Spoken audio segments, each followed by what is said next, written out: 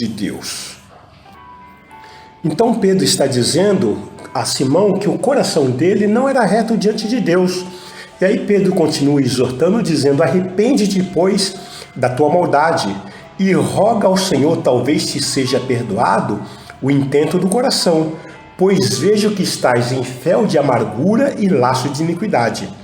Veja, fel de amargura e laço de iniquidade. Um homem que havia se convertido, entregou a sua vida a Jesus Cristo, confessou a sua vida a Jesus Cristo, um homem que havia sido batizado nas águas e agora estava participando juntamente com aqueles que estavam recebendo o batismo com o Espírito Santo, mas um homem que estava trazendo para o reino de Deus a sua alma contaminada pelo pecado e achando que podia comprar esse poder. Foi advertido severamente, porém, ele se arrependeu. Veja que, fato contínuo, respondendo, porém, Simão lhe pediu. Veja, ele se arrependeu e pediu a Simão. Ou melhor, Simão pediu a Pedro: rogai vós por mim ao Senhor, para que nada do que disseste sobrevenha sobre mim. Isso, amados, é a atitude de alguém que se arrepende. Isso é a atitude de alguém que, espera um pouquinho, eu falei alguma coisa errada, eu me retrato. Veja que Simão aqui, ele não contendeu, ele não discutiu, ele não questionou, mas quando ele percebeu que Pedro o advertiu severamente, ele imediatamente, espera um pouquinho, então roga por mim, Pedro. Pede ao Senhor para que tudo isso que você falou não aconteça. Eu quero uma vida nova, eu quero estar numa nova condição. Isso nos mostra mais uma vez pessoas que podem estar no nosso meio, no reino de Deus, mas estão aí com laços, nesse caso, laço de iniquidade, estão com problemas e precisam ser libertos, precisam de libertação. Queremos falar também os laços de Lázaro, Encontramos em João capítulo 11, a partir do versículo 1, seguindo até o versículo 44, a seguinte revelação da palavra de Deus. Estava enfermo Lázaro de Betânia, da aldeia de Maria e sua irmã Marta. Esta Maria, cujo irmão Lázaro estava enfermo, era a mesma que ungiu com bálsamo o Senhor e lhe enxugou os pés com os seus cabelos. Mandaram, pois, as irmãs de Lázaro dizer a Jesus: Senhor, está enfermo aquele a quem amas. Ao receber a notícia, disse Jesus: esta enfermidade não é para a morte, e sim para a glória de Deus, a fim de que o Filho de Deus seja por ela glorificado. Ora, amava Jesus a Marta e a sua irmã e a Lázaro. Quando, pois, soube que Lázaro estava doente, ainda se demorou 2 dias no lugar onde estava. Depois, disse aos seus discípulos: vamos outra vez para a Judeia. Disseram-lhe os discípulos: Mestre, ainda agora os judeus procuravam apedrejar-te, e voltas para lá? Respondeu Jesus: não são 12 as horas do dia? Se alguém andar de dia, não tropeça, porque vê a luz desse mundo. Mas, se andar de noite, tropeça, porque nele não há luz. Isto dizia, e depois lhes acrescentou: nosso amigo Lázaro adormeceu, mas vou para despertá-lo. Disseram-lhe, pois, os discípulos: Senhor, se dorme, estará salvo. Jesus, porém, falara com respeito à morte de Lázaro, mas eles supunham que estivesse falando a respeito do sono. Então Jesus lhes disse claramente: Lázaro morreu, e por vossa causa me alegro de que lá não estivesse, para que possais crer, mas vamos ter com ele. Então Tomé, chamado Dídimo, disse aos condiscípulos: vamos também nós para morrermos com ele? Chegando Jesus, encontrou Lázaro já sepultado havia 4 dias. Ora, Betânia estava a cerca de 15 estádios perto de Jerusalém. Muitos dentre os judeus tinham vindo ter com Marta e Maria para as consolar a respeito de seu irmão.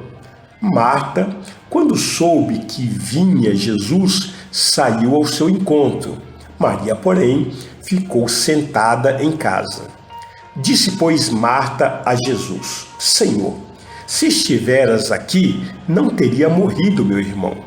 Mas também sei que, mesmo agora, tudo quanto pedires a Deus, Deus tu concederá. Declarou-lhe Jesus: Teu irmão há de ressurgir.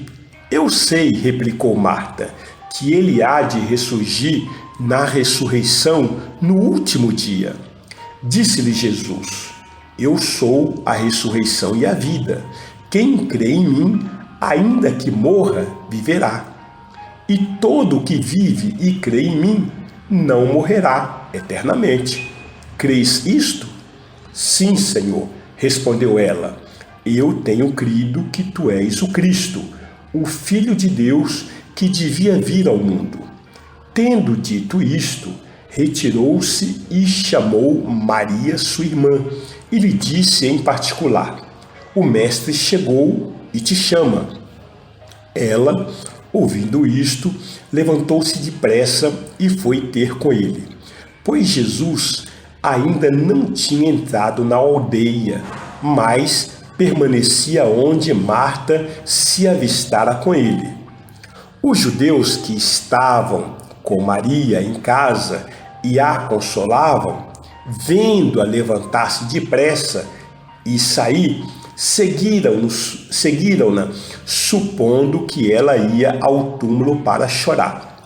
Quando Maria chegou ao lugar onde estava Jesus, ao vê-lo, lançou-se-lhe aos pés, dizendo: Senhor, se estiveras aqui, meu irmão não teria morrido. Jesus, vendo-a chorar, e bem assim os judeus que a acompanhavam, agitou-se no espírito e comoveu-se, e perguntou: Onde o sepultastes? Eles lhe responderam: Senhor, vem e vê. Jesus chorou. Então disseram os judeus: Vede quanto o amava.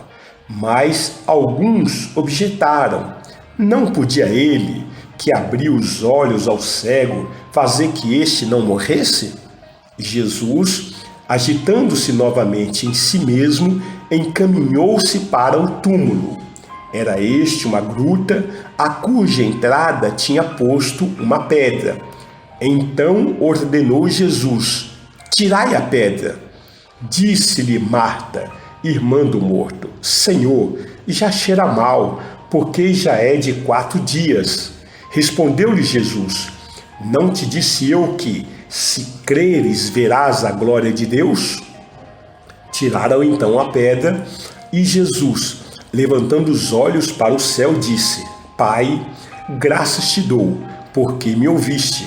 Aliás, eu sabia que sempre me ouves, mas assim falei por causa da multidão presente, para que creiam que tu me enviaste.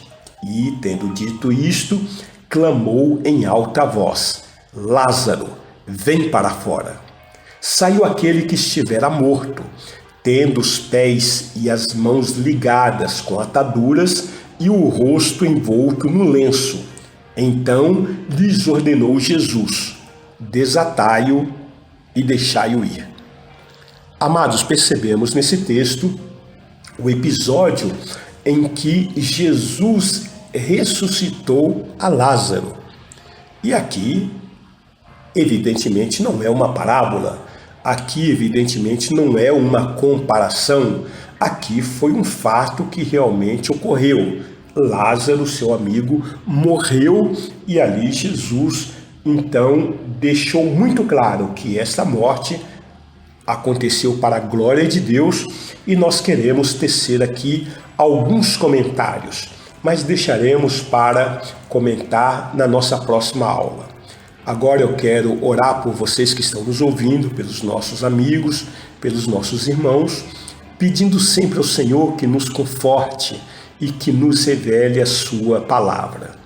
Pai, muito obrigado mais uma vez porque estamos diante da maior preciosidade que este multiverso pode conhecer e testemunhar, que é a palavra de Deus.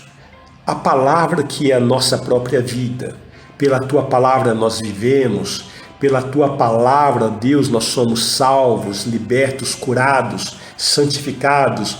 E nós te pedimos que o Senhor nos ajude nesse processo, nesse procedimento de santificação.